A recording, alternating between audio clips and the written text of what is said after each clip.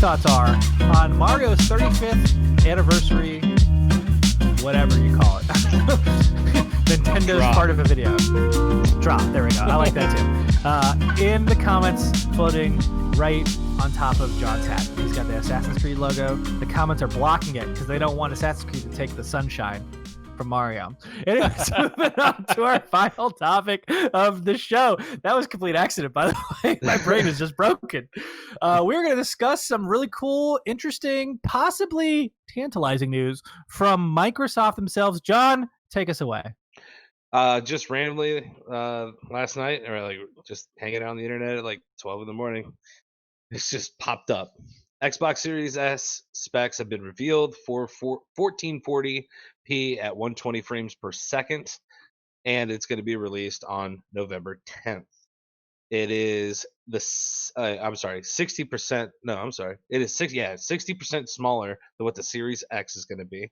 It's going to be all digital, DirectX tracing, ray tracing, which I'm assuming is just their ray tracing software. I'm not entirely sure. It's ray tracing technology. There you go. Variable rate shading, variable refresh rate, ultra low latency, but the kicker at 512 gigabyte SSD. Yeah. But don't worry, you'll get your 4K streaming media playback and upscaling for games for 4K. Well, I should say the kicker in the other direction is the price, though. $300 is, I think, reasonable. I think that's very reasonable for what this is. I mean,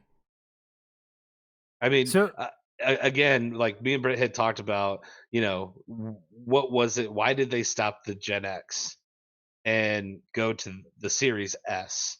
And we were looking at the specs, and it's pretty much all the same outside of a couple of things. And then they give you less memory.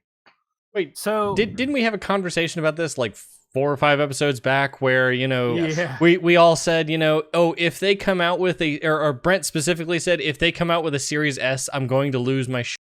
The One S, the One X. 100%. That is absolutely the case. So I can tell you 2 things. One, John, I have thought long and hard about this. Yeah. Nice. There are 2 reasons why: DirectX ray tracing and SSD, which is not what the One X came with, right? The One X came with a 1 terabyte regular hard disk drive, and it did not have the DirectX ray tracing. Now, I still stand by that statement. It does not make any sense to me. You have the world's most powerful gaming console, and I put that in quotes because it's no longer that, but they harped on it for literal years. For years they were like, guess what, we have the best gaming console, it's the most powerful thing in the world. It lasted a year and a half, and now we've discontinued it for this. It's the computing space. This is the problem that I have, though. I get it that it's a solid state. That's great. I think that's where we need to go. But these games, like Call of Duty, are now 200 gigs. You're telling me that you're going to put, 3 games on here? Oh, so I'm going to be able to go back and forth between these 2 or 3 games that I can only keep on here. This is great. So that's kind of the kicker, though. That's what the people who are going to buy this are the individuals who will only buy 2 or 3 games. And when the new one comes out, they'll delete the old one and they'll just replace it with a new one. Yeah, that's fine. But again, it just limits you. And two, I wonder if they're going to have the same memory upgrade that they're going to have that they talked about with the Series X. Because if they do, that would make about the storage upgrade, or yes. Yeah. Oh, okay. Having the custom SSD, I think it would make sense for them to do that. The problem is, I think at this point they probably already locked in the manufacturing for it. I mean, they're probably in the beginning phases of manufacturing if they haven't already begun that. Try to develop an entire backlog of people backlog for people who are going to pre-order these devices. So, we're in September. It's supposed to come out in 2 months. Well, but that's the thing is, if the One X or if the Series X, if they wanted to drop a custom SSD in that, they can't. The designs for this are already finished, which is why you come out with the Series S, a brand new device. It's cheaper. It comes out. It has a RAID based, NVMe solid state drive that makes it, twice as fast as whatever else, the same speeds that, the PlayStation. Well, they had their own hard drive increase or their own memory space increase that was proprietary. that it's specific to work with their proprietary SSD. Yeah, it's like a proprietary memory stick essentially. You mean like, but you mean like the old ones we had with 360? Yeah, but this is supposed to be like this big and equal like a terabyte or something along those lines. They didn't specify the actual size of the memory, but they were stating the whole point is that you can upgrade. You're talking about the thing that slots in the rear end, the back end 100%. Of the. Okay, that. Yeah. No. What are you guys talking about? Upgrading that? Or are you talking about upgrading or adding a custom SSD to the Series X? Then it already has a custom SSD. Series X does not. No. Series X has it has an SSD. It doesn't have it, as far as we know. It's a custom SSD in the sense that Microsoft is doing their own little thing with it, but we're not quite sure what that infrastructure looks like. It's nothing, as far as we know from the communication of people in the industry, as well as what Microsoft has told, it doesn't have anything truly unique to it. It's just an SSD that Microsoft has added like their own code base to in order to utilize it, right? Gotcha. Okay. It's that's just as far as we understand it. It very well could be a custom SSD on the same vein as what Sony is touting with PS5, but most devs, when they talk about how these SSDs are being utilized, they're talking about PS5. They are not at all talking about Series X, even a little bit. Well, no. Well, that's why I wonder why they say custom SSD for the Series S specifically. So I think that's the distinction here. Is PlayStation came out with this thing where they're talking about so PlayStation's custom SSD is a soldered quad RAID NVMe SSD based on performance metrics that I've seen from it. In comparison, specifically, there's a Linus Tech Tips video where he beats the read and write performance of a PlayStation 5 or the numbers for sheet numbers for a PlayStation 5 SSD. And you can do that with PC currently. You just have to spend a ton of money to get there, you know. The difference is they're doing an integrated version. So the Xbox Series X uses a standard NVMe-based solid-state drive. Cool. That's honestly nothing new. That tech's been around for a little bit now, which is good. You know, like it needed to get integrated. But if they're talking about a custom SSD for this, they may be talking about the same type of technology that PlayStation's using here. Now, granted, they didn't tout read and write performance numbers like PlayStation did because it was supposed to be hugely groundbreaking. But I think they're trying to put this in the same vein. It was the idea. Was that is that the 512 is supposed to be that sort of performance benefit of having like a pre-rated disk on the motherboard ahead of time. You know, granted, it's only 512 instead of the 825 or whatever PlayStation 5 was doing. But it still gives, you know, some. It still puts interesting marketing numbers out there, you know. I think it's smart of them to do that in an all-digital model too. Yeah. So I was just looking at the Wikipedia page specifically. The internal storage for the Series X is a 1 terabyte custom NVMe SSD, which is 2.4 gigabytes per second raw, 4.8 gigabytes per second compressed. That's okay. Fine. You know, that's pretty standard. You know, that's not a huge deal for a decent performance NVMe SSD. The problem is they didn't list bandwidth numbers for the Series S, so I'm interested to see if they're trying to use this as a marketing ploy to compete with PlayStation, or if they're actually trying to compete with PlayStation on this one. See, and this is where I think Xbox is such an interesting company, right? Or a subsidiary of Microsoft, right? Is the fact that they're touting they want to make play for everyone. This definitely helps that, right? Because it's not just the fact that it's $300. You can actually bundle this into a financing deal through Microsoft where you spend $25 a month. It pays for the console and for Game Pass or Game with Gold Ultimate or Game Pass Ultimate. So you would get your Game Pass and your payment for the console, and you pay that over the course of 2 years. And so that equates to the actual cost for Game Pass and the console over 2 years. So they're not ripping you off. You're not paying more money. It is making it easier for the average consumer who doesn't want to drop $300 on something, or arguably $360 because you're paying for Game Pass with it. And at the same time, with your other options layaway, and you can't play it while it's on layaway. Yeah. Or financing where you're paying interest like out the ass. Well, yeah. So looking at this too, looking at the spec sheet too, that now this is from Wikipedia anyway. Apparently, though, there's a lot of distinguishments here anyway, as far as the degradation of the Series S or the downgrading of the Series S to meet this price point and justify it. Okay. So the GPU has actually been downscaled quite a bit. Okay. So I'm glad you found this because this is what I wanted to know. Yeah. So the CPUs are exactly the same. Both of them are custom Zen 2 AMD based architectures, 8 cores at 3.8 gigahertz. The GPU, both of them are RDNA 2 versions, like the modern ray tracing capable AMD graphics cards. I'm gonna interrupt you real quickly because I think Microsoft fucked up by not going Dell. AMD, come on. We went over this last week. It's not a Dell. Dude, you're getting a Dell. It's my dumb joke. So the GPU is actually a pretty significant downgrade on the Series S versus the Series X. The Series S is touting 52 compute units at 1.825 gigahertz versus 20 compute units, less than half, at 1.55 gigahertz, which is a difference of 12 teraflops versus 4 teraflops, literally a third of the performance here. So it's a Gen X. Yeah, I mean, it's close to the Xbox One. You have to stop saying Gen X because Gen X isn't a thing. So what this does anyway is the Series X was touting 4K resolution at 60 frames, or you can do like 1080 up to 120 frames, whatever, you know.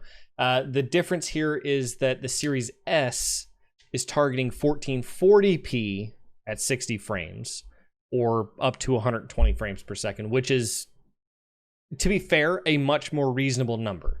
A lot of people have 4K televisions now, and that's fine.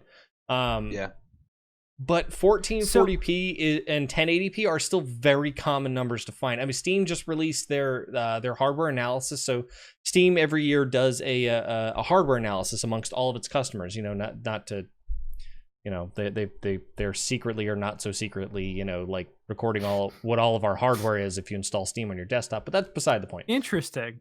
So they put out a notice, or put out the information anyway, and I think it was like 68% of people who play games are playing at 1080p. 1920 by 1080, standard 16 by 9 resolution anyway, which makes sense. You know, like 16 by 9, 1080p has been sort of the industry standard for a long time now. So 1440p at 60 frames and upwards of 120 frames, if you're talking like 100 frames at 1080, I think that's pretty reasonable to expect. You also have to take into account that we're talking about console owners, so it's not monitors most of the time, it's television. And if you're looking at the actual household, the average household in the United States that has 4K is only 33% of the population. Everyone else has less than that. So 1440, I think, is absolutely fantastic. And the upscaling, which is a nice, you know, computational trick, works just fine. They're not going to lose out early on in this generation cycle with that. So you get better fidelity on your 1080p, or it looks better on your 1080p to the eye than it would look necessarily on a 4K, depending on your the funny part is that a lot of people don't even realize they're not getting their full boost out of their equipment, even if they have a 4K television and a 4K device, because they don't have the hardwire to support it. So the next stat that sort of leads into, I guess, the rest of the explanation of, you know, 1440 versus 4K here is 10 gigabytes of GDDR6 video memory memory versus 16 gigabytes of GDDR6 memory on the S versus X respectively. So 10 versus 16, generally that gives you room for high-res textures. I'm sorry, 16 versus 10 gives you room for high-res textures, able to handle the 4K versus 1440p, you know, textures. We'll see.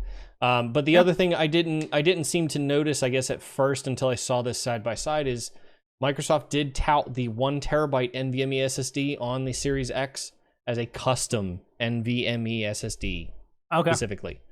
So they've listed it as a custom NVMe SSD on both sides. So realistically, I can't imagine that the bandwidth performance is going to be any better on the 512. Now looking at this, you know, like I had a different opinion at first, but it looks like they're probably going to be about the same. 2.4 gigabytes raw read and write versus 4.8 gigabytes compressed. I just want to point out, I'm staring at the Xbox One X wiki. we were talking about teraflops on the Series S. It is The Gen definitely X. still higher than the One X because the One X it rounds out at about 6 teraflops. Mm-hmm. Well, so that also puts the Series S in sort of an interesting place too. If you're talking 6 teraflops, well, the Series S is rated at 4. Yeah. Well, you're supposed to be pushing higher fidelity games. Now, to be fair, RDNA 2 changes a lot of this because ray tracing and AI performance and all that stuff definitely changes the landscape of the way that graphics performance is run. You know, the RTX 2000 series definitely changed the way that graphics computation happened.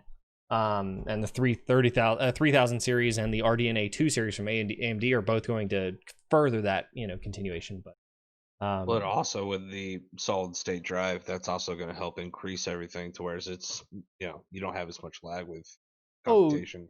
Well, so it will to some extent. So 2.4 gigabytes a second is tremendous for raw performance. Now, most games are probably going to run compressed because, having dedicated ways to decompress game data from the hard drive directly in a much faster fashion, and being able to store it in a much smaller format and be able to double your throughput essentially if you have an uncompression or decompression chip that can handle it, that makes tons of sense. You can shove literally twice the amount of data that you would through a standard NVMe SSD, which is already light years ahead of whatever a SATA based SSD would be. So you really improve that performance quite a bit there. Now, PlayStation's really doing some neat trickery on their end to make this work out, but it's really just RAID. That's all it is. It's just a hardware based RAID, but it's still bringing a lot of really good tech into one place to make that work. So do you think that the $300 price point is worth it compared to the $500 price point on the Series X? Based on the stats? So the only way that I see this mattering to anybody is one, having the Blu-ray drive. That's an easy pick. Second is whether 4K matters to you. If 4K doesn't matter, if you have 1080p displays or you have 1440p displays, buy a Series S. Save the money, spend it on something else. Spend it on games. You can buy more games. Well, especially this early on, again, right? Like if there's a time period where you end up upgrading, like cool, I saved for 2 years and I bought a 4K TV. Now I'm ready to move on.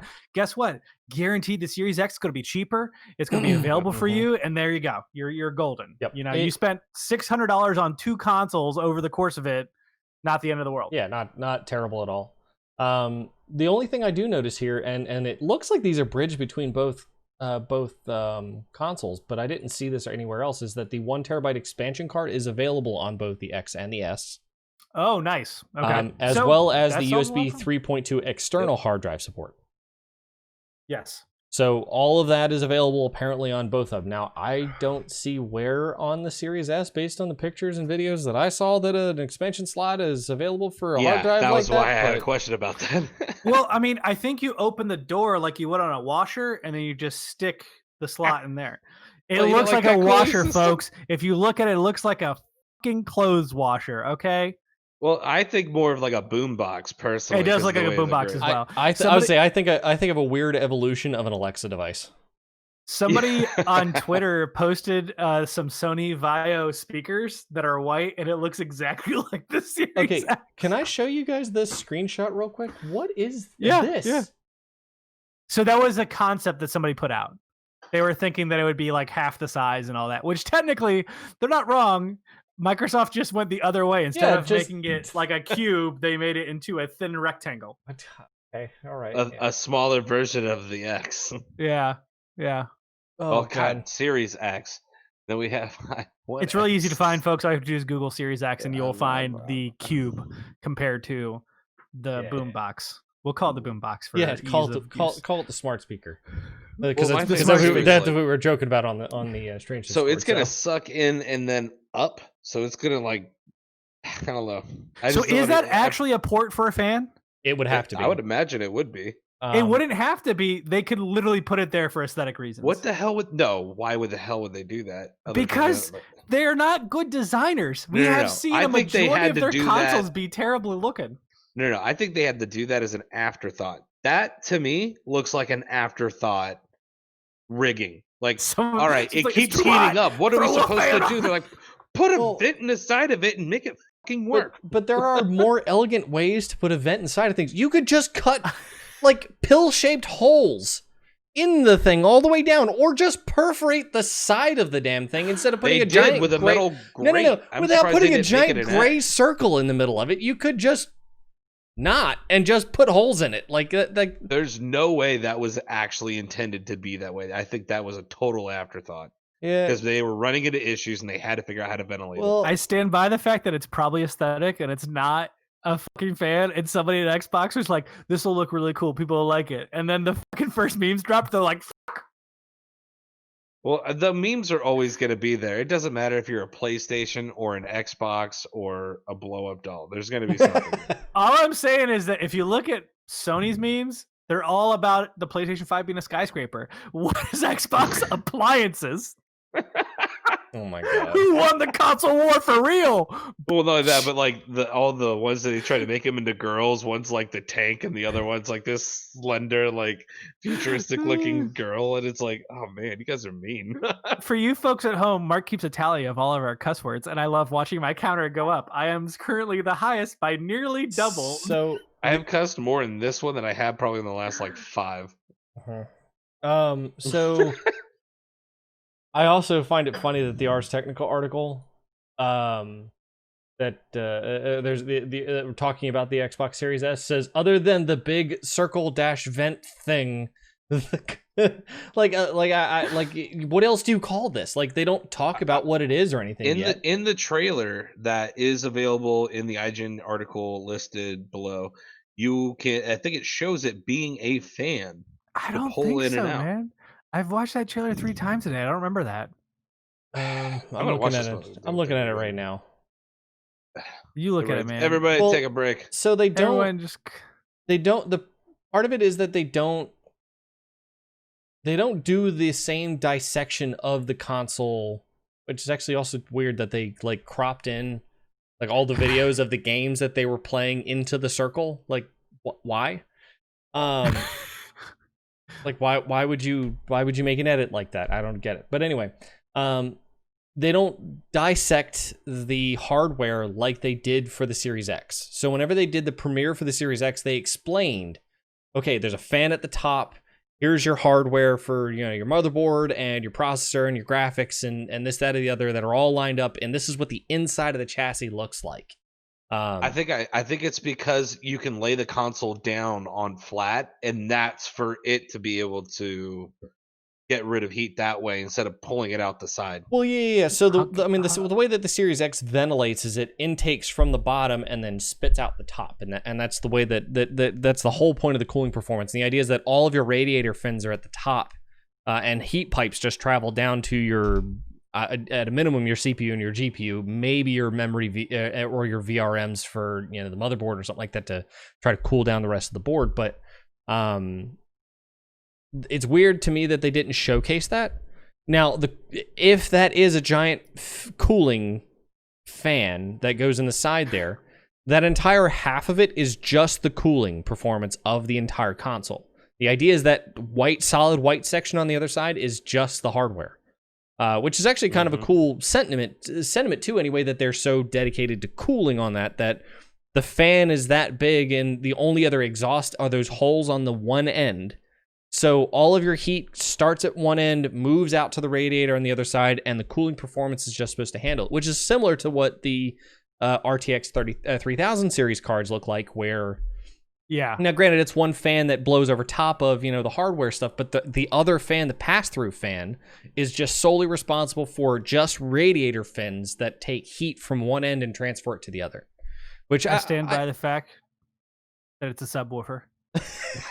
I'm like, there better not be music or anything coming out of that, because I'm telling you, people are gonna get pissed. Brent, I just had an image of like some of the old 2000s Too Fast, Too Furious fiberglass like sub boxes that you'd put in the back of SUVs and cars and trunks, just filled with Xbox Series S's. And a car just closes the lid and bumps down the road as it shatters windows and everything. We will leave it to you to make and put it in for the marker for our or the pen for our. Oh my gosh! But So, I love how I start this video, and the first thing I get is, "Hey, PlayStation." Like, yeah, assholes. ads on Twitter. Mark, I have put a message in our little board that our chat here, and it's a meme that Xbox put themselves when this trailer was leaking and all the information was leaking, and you have to put it up on screen during this episode. So mark the thing. I don't care how you do it. Scroll down, scroll. It's almost there. There it is. That's the meme they no, you passed it. That's the meme they posted. It's all the information was leaking online. So you have to put that above so everyone else knows when they watch the episode, because goddamn, it's so good. Oh my But please gosh. let us know what you think about the Series X. Boys, do you have anything else to contribute? No. No, I'm good. Other than I will say that I still don't think this is a bad buy for you. If you are I play 1, maybe 2 games a year player, or I play the same game and you're not all about the 4K TV graphics, 100% you should go with the Series S if you're an Xbox fan. Well, and I also would say if you're looking for the next generation, you are on a budget. Game Pass is the best gaming for dollar you can put out there, and $300 to enjoy Game Pass on a next gen console, totally worth it. So, I mean, you're enjoying PlayStation Now, aren't you? I am loving PlayStation Now, but PlayStation Now is not Game Pass, and I am not delusional enough to confuse the two. I enjoy PlayStation Now for its obscurity, right? I keep finding these very odd, weird games that I've like, oh, I will play that because I'm a weirdo. But I also know that the average individual will not go into PlayStation Now and go, let me play 1111 Memories Retold. Well, I will say Game Pass is absolutely a really good deal. It is 100%. Please let us know what your comments are in the comments floating right in front of Mark, because he's drinking. It was on his glass. It's gone now. Now that his glass is left, there's the comments again. You can see it, man. They're gone again. But now I think it's time for last call.